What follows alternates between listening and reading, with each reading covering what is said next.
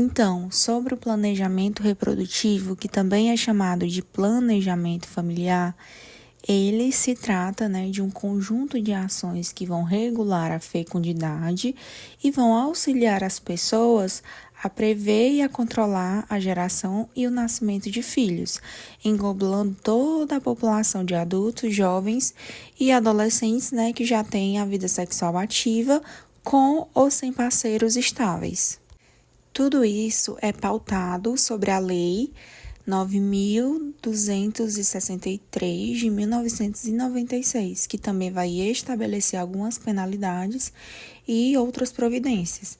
Sem falar que, por exemplo, o que contém, lá como atributo é utilizar esse meio para o controle demográfico, ou seja, tanto para diminuir a taxa de filhos, como também para aumentar, porque em alguns países isso é utilizado para esse fim, no Brasil não. A gente tem total direito e liberdade de escolher o momento ideal em que a gente queira ter filho ou que simplesmente não queira ter.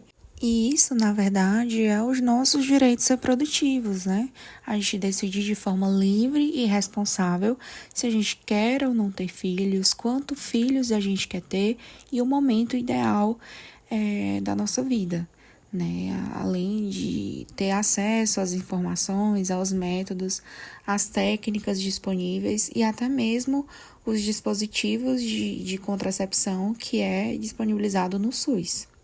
E aí tem algumas atividades em que a gente desenvolve na atenção primária, com relação à saúde reprodutiva, que é principalmente o aconselhamento, as atividades educativas e atividades clínicas.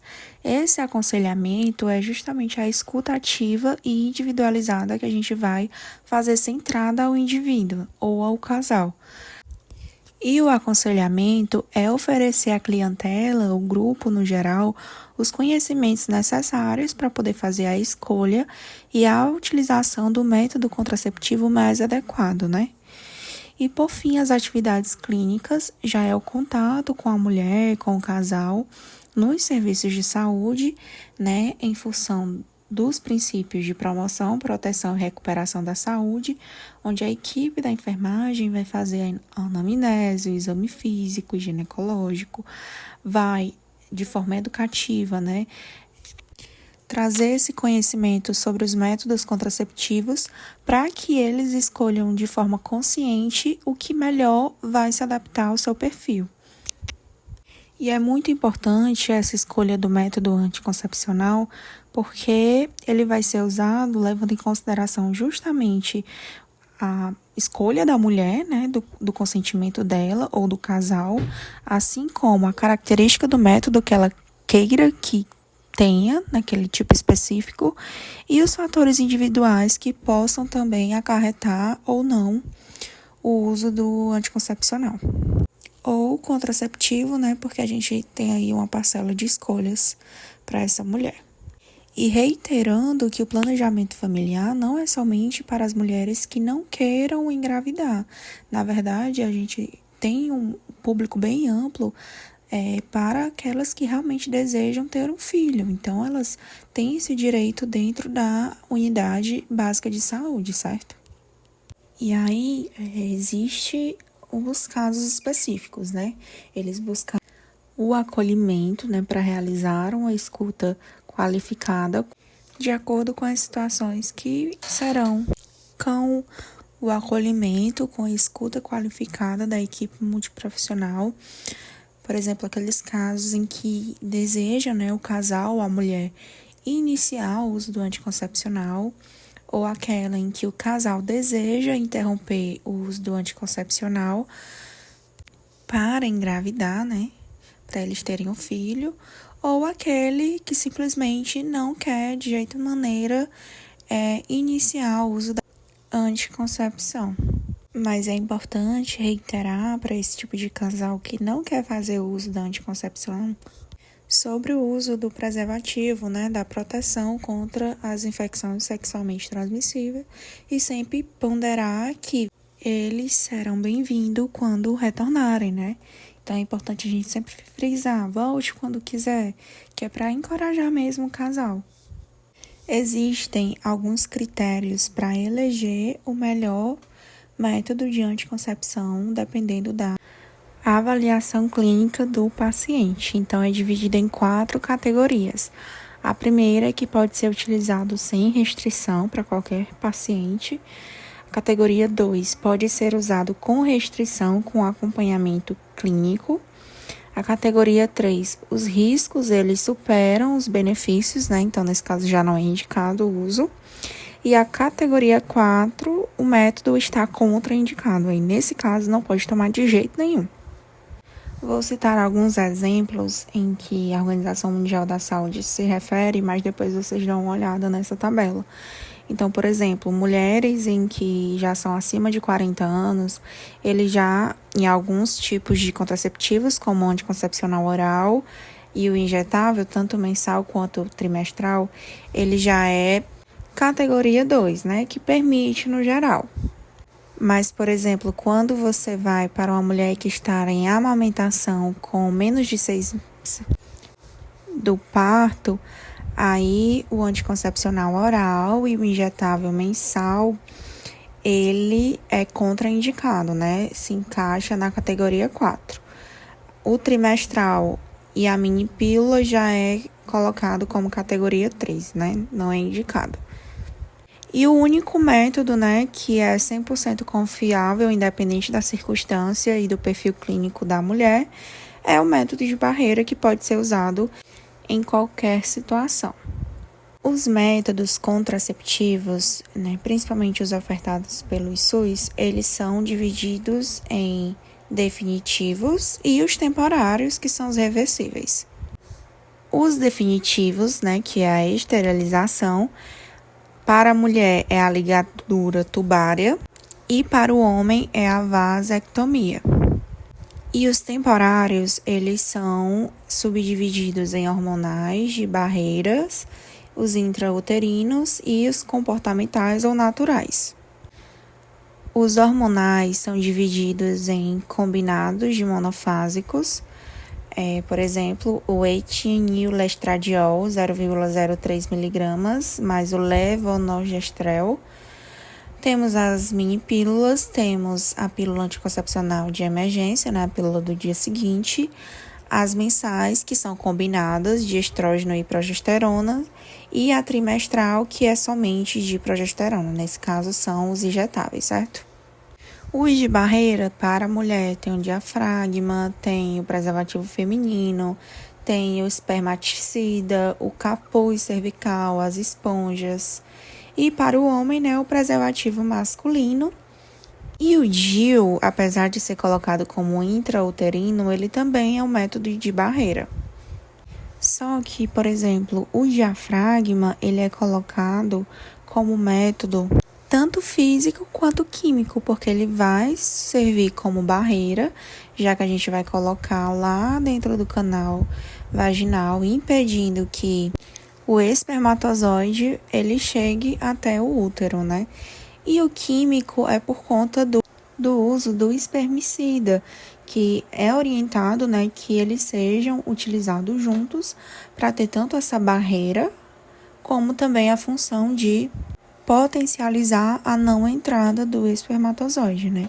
Só que aí a diferença é que, por exemplo, o diafragma você pode colocar alguns minutos antes e só poderá tirar de 6 a 8 horas depois. E o espermicida você pode colocar 1 hora antes da relação sexual. Mas assim, os métodos de barreira mais comumente usado é o preservativo masculino, né? Por ser de fácil manuseio. Além de ser o único método que oferece dupla proteção, tanto contra a gravidez, para quem não quer engravidar, como também, principalmente, é o único método que previne a infecção sexualmente transmissível. Os métodos comportamentais, eles são especificamente baseados na percepção do período fértil, né? É de baixa eficácia, porque realmente a mulher tem que ter disciplina e conhecimento do corpo. E o controle, né? Ela tem que mensalmente saber o dia específico em que ela vai estar ovulando, mas a gente sabe que qualquer exposição a estresse, a inflamações, a gente pode ter esse ciclo alterado. Então, por exemplo, tem o método da tabelinha, que é um dos mais utilizados, principalmente por nossas avós. Tem o coito interrompido, baixa eficácia, assim, acho que mais de 90%.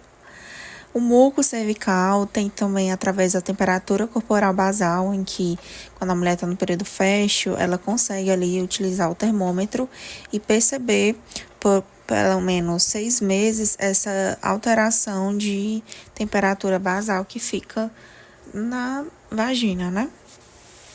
E a tabelinha, a mulher também tem que ter esse controle por no mínimo 6 meses, né? Mensalmente, ela tem que saber o seu ciclo menstrual como no todo, né? Tem que fazer a contagem direitinho do primeiro dia que menstrua até a próxima menstruação do outro mês.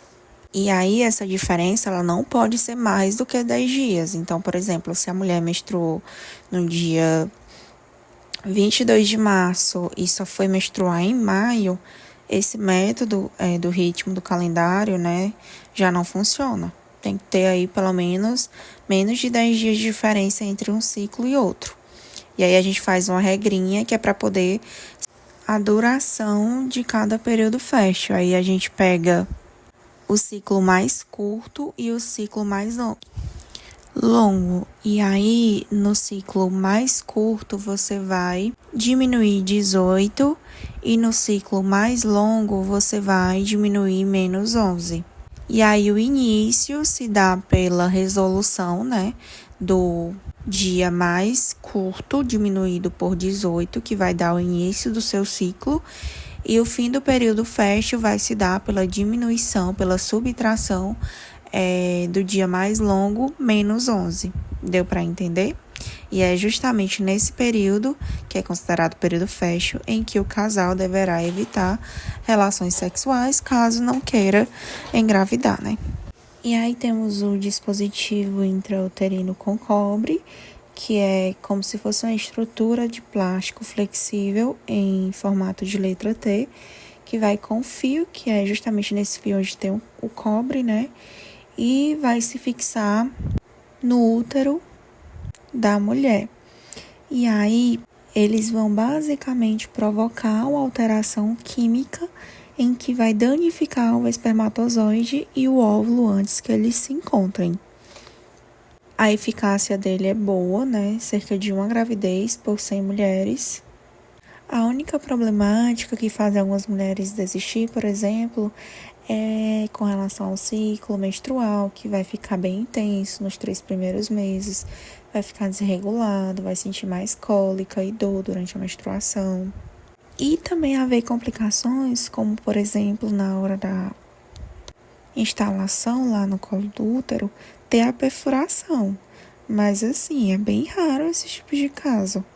Mas um dos benefícios do DIU é justamente pela durabilidade dele, né? Pode tanto o de 5 anos como o de 10 anos. E assim, vai ter que ter a consulta de acompanhamento pós-inserção e alguns exames também que são solicitados, tanto antes da inserção do DIU, como também depois, para saber se ele está inserido no local correto. E aí tem também o DIU com hormônio, né, que libera o levonorgestrel. Ele dura geralmente entre 5 a 7 anos. A fertilidade da mulher é recuperada rapidamente, de forma imediata. E esse hormônio, ele faz uma ação parecida com os anticoncepcionais orais, né, como o que é de progestágeno. E é o famoso DIU de Mirena, a marca, né, que é comercializada. E ele vai funcionar justamente na parede em que recobre, né, o nosso útero, que é o endométrio. Com relação à eficácia também é que nem o DIU de cobre, 1 a cada 100 mulheres. Nesse pode haver alguns relatos, né, sobre o efeito colateral com relação a ganho de peso. A mulher pode relatar o acréscimo de acne, de dores de cabeça e de menstruação irregular. Mas assim, são casos mais isolados. E agora, com relação aos métodos permanentes, né, como a gente já citou no início, o feminino a gente tem a laqueadura tubária e o masculino a vasectomia, com taxa de falha com 0,5% a 0,05%. Antigamente, para fazer a laqueadura e a vasectomia, a pessoa, né, tinha que ter 25 anos de idade. Hoje, houve uma atualização e essa idade mínima passa a ser 21 anos. Outra alteração também é que pessoa sem filho também pode fazer a esterilização desde que já tenha 21 anos, né? Ou, se não tiver 21 anos, mas já tem 2 filhos, também pode ter o direito à vasectomia ou à laqueadura tubária. E não precisa mais de autorização do esposo ou do cônjuge, né? Como antes. Antes da gente fazer o procedimento, tinha que fazer todo aquele protocolo em que o marido ou o cônjuge tinha que autorizar. E as parturientes, né, assim que faz o parto, elas já podem iniciar o processo ali de laqueadura tubária. Só que aí você tem que emitir esse desejo com pelo menos, né, um prazo de 60 dias antes de fazer o ato cirúrgico. E aí os métodos hormonais envolvem tanto os combinados, né, como os anticoncepcionais orais, que podem ser tanto com estrógeno e ou progesterona, progestágenos, os injetáveis. No caso do mensal, temos os anéis vaginais, os adesivos cutâneos. Agora, os que são exclusivos de progestágeno são alguns tipos de anticoncepcionais orais, os injetáveis no caso do trimestral, né, a cada 3 meses, e os implantes. E aí, voltando para as pílulas combinadas, como a gente está vendo, elas podem ser monofásicas, bifásicas ou trifásicas. Basicamente, vai ser com relação à diferença da quantidade de estrógeno, por exemplo, dentro do comprimido. Então, por exemplo, na monofásica, a dose vai ser igual para todos os comprimidos da cartela. A bifásica vai ter 2 tipos de comprimidos ativos com os mesmos hormônios, só que em proporções diferentes. Ou seja, vai ter uma mesclagem de dosagem hormonal. E a trifásica vai ter 3 tipos de comprimidos ativos com os mesmos hormônios em proporções diferentes, certo? Então, é basicamente com relação ao aconselhamento acerca dos efeitos colaterais, é importante a gente, enquanto profissional de saúde, explicar que nos primeiros meses haverá sangramentos irregulares, mas depois, né, tende a diminuir esse período e que a mulher poderá se queixar de dor de cabeça, sensibilidade nos seios, mudança de peso, mas que passará, né? E aí, com relação às explicações sobre o uso, a gente, além de fornecer as pílulas que é disponível na unidade, né, como o ciclo 21, por exemplo, aí a gente vai explicar com relação ao uso, que se for do ciclo 21 tem que ter a pausa de 7 dias e retornar no 8º dia. Se for a de 28 pílulas, ela vai tomar sem pausa nenhuma. Assim que termina, já começa a próxima cartela. Lembrando que essa de 28 pílulas, as últimas 7 são de cor diferente e não contém hormônios. Então, ela pode ficar tranquila. E frisar, né, que deve tomar diariamente, de preferência no mesmo horário, aquele horário em que ela vá lembrar de fato. Que se houver um atraso de mais de 2 dias, ela já tem que utilizar o método de barreira para evitar a gravidez. E aí, agora com relação às pílulas que só tem progestágeno, aí, nesse caso, não tem o estrógeno, né? E por isso, devem ser usadas durante a amamentação, já que, nesse caso, a mulher que está amamentando, os outros métodos não são muito indicados. Elas também são conhecidas, né, como as mini pílulas, ou os anticoncepcionais orais só de progestágeno.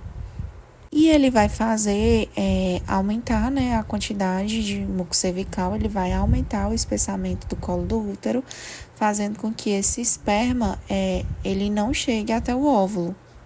Além de impedir que haja a liberação do óvulo pelo ovário. E assim, um dos maiores benefícios é justamente por ser liberado para as mulheres que amamentam e pode ser interrompido em qualquer momento. Só que é importante frisar que tem que ter um período aí de pelo menos 6 semanas, certo? Depois do parto, para ela iniciar o uso desse anticoncepcional. O injetável trimestral, que contém só o progestógeno, é aplicado, né, por meio da injeção no músculo, né, injeção intramuscular, e aí vai ser liberado lentamente na corrente sanguínea, fazendo o mesmo processo que é impedir a liberação do óvulo pelo ovário. A eficácia ela já é um pouquinho mais reduzida, né, cerca de 3 gravidezes por 100 mulheres que utilizam os injetáveis. Uma das queixas das mulheres é que nos 3 meses o sangramento vai ficar irregular e quando vem ele fica por um período prolongado. Já depois de um ano tende a ter a sensação, a cessa a menstruação, ela fica ausente, né? A mulher fica com a amenorreia. Além de alguns casos específicos ter relato de dor de cabeça, tontura, diminuição da libido e o famoso ganho de peso. Mas assim, um dos benefícios é aquela mulher que é esquecida, né? O trimestral acaba sendo uma boa, até porque não vai interferir na rotina dela, as pessoas em sua volta, já que muitas sem vergonha não vão ficar sabendo, né? E muitas mulheres deixam de menstruar, então elas gostam, na verdade, desse privilégio, né? E assim, com relação ao uso, ela vai ter que, por exemplo, iniciar hoje e dar o prazo de 90 dias, que é o equivalente a 3 meses. Mas se acontecer uma situação em que ela vai viajar e não vai poder tomar naquele dia específico da injeção, né? Que pontuou os 90 dias, os 3 meses. Ela tem um período de 5 dias antes e 5 dias depois, que é como se fosse uma janela em que permite esse atraso ou essa antecedência, digamos assim, em que a mulher vai estar protegida. Agora, se perpassar desse período, aí realmente ela vai ter que usar o método de barreira. E com relação ao dia, né, que é ideal que a mulher inicie o uso do anticoncepcional trimestral ou mensal também se aplica, no primeiro dia da menstruação, justamente para pegar todo o processo do ciclo menstrual e a questão do folículo, né? O ciclo ovariano e a fase lútea também, para justamente ter esse controle do período do ciclo menstrual. Mas poderá também ser iniciado até no máximo o sétimo dia da menstruação. No trimestral, como eu falei anteriormente, a mulher vai relatar uma amenorreia depois de um ano. E no semestral, poderá haver, sim, sangramentos de escape, mas vai ser por períodos curtinhos, né? O ciclo menstrual vai durar aí 2 dias, 3 dias e vai vir em pouca quantidade. Então foi isso, minha gente. Eu quis trazer os pontos principais dos métodos contraceptivos, né? Fazer essa revisão breve. E agora, respondendo a pergunta, finalmente, né? Que fala sobre o método da tabelinha, o dispositivo intrauterino, o diafragma, para poder relacionar com a coluna. Então, basicamente, a tabelinha é um método natural, né? Como a gente aprendeu, ou comportamental. O dispositivo intrauterino é um método hormonal, né, que é o DIU tanto com cobre como o de Mirena. E por fim, o diafragma é um método físico, por se tratar de um método de barreira que vai impedir que o espermatozoide se encontre com o óvulo, e químico pelo uso do espermicida, que a gente orienta que utilize, né, para potencializar essa prevenção. E é isso.